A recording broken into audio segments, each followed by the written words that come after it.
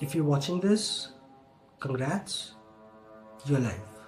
So with this series of videos, I'm trying to document what really happened over the last 3 years and why the world is the way it is.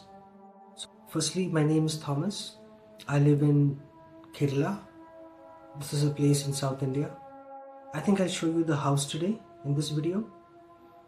It's a fairly large house, which means that there's a whole series of safety precautions I have to take just to survive.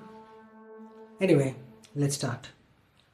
It all started roughly 3 years ago. That's when the first reports started coming in. I have a collection of some of the first pandemic clips. I'm going to just play it for you guys. That's not smoke.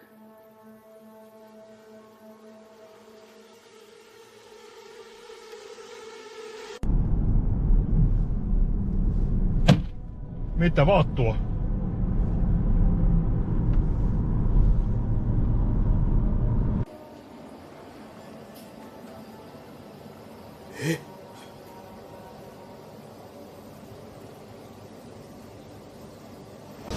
What the hell is that?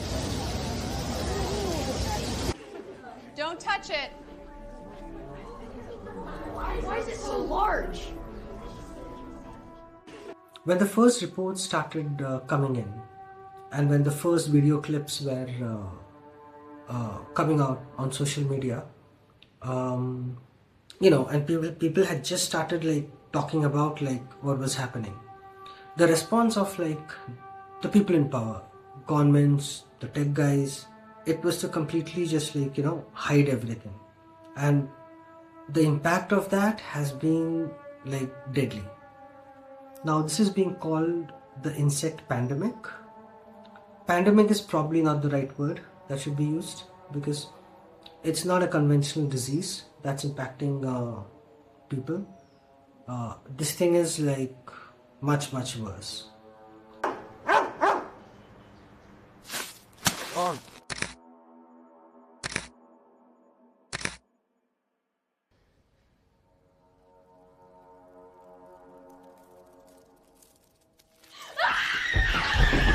So in these early clips, you're seeing that insects have already started behaving strangely.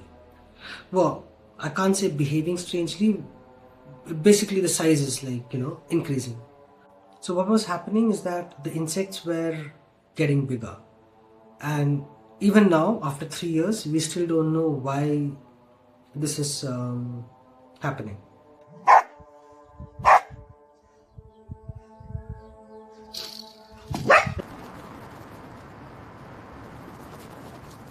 That's not normal. But it's also not like every insect is increasing in size. We're talking about a tiny percentage. The growth doesn't really happen instantly, although it happens pretty fast. So around 6 to 12 hours. So in 6 to 12 hours, you basically have these things increasing 1,000 times, 2,000 times, 10,000 times in size. Now let me show you the house that I stay in. Now it's not practically possible to seal everything, which means, there are strict rules that I have to follow. Okay, so this is the living room. As you can see, the windows are all closed. Now I have not really boarded up the windows or doors, because insects, no matter how large the size, they don't try to break in. They kind of tend to stay outside. But of course, the lights in the house has to be off in the night. Else you have moths, sometimes mosquitoes trying to break inside. This is the library. I used to read a lot, so there were a bunch of books there. Not so much now. And this is the top floor. The thing is, there are a lot of because of there's so much of wood that has been used in the house.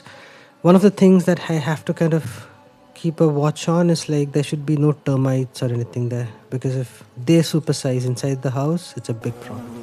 Okay, here are some honeybees right on my balcony. Pretty large, but they're quite harmless generally. So even though it's a really tiny percentage of insects that started like exploding in size, the fact is there are like trillions and trillions of like insects. So even a small percentage was enough to completely destroy like humanity. Truth is, we haven't really done much research on this because most research organizations, scientific communities, I mean, right now they don't even exist. Stay safe and see you guys in the next video.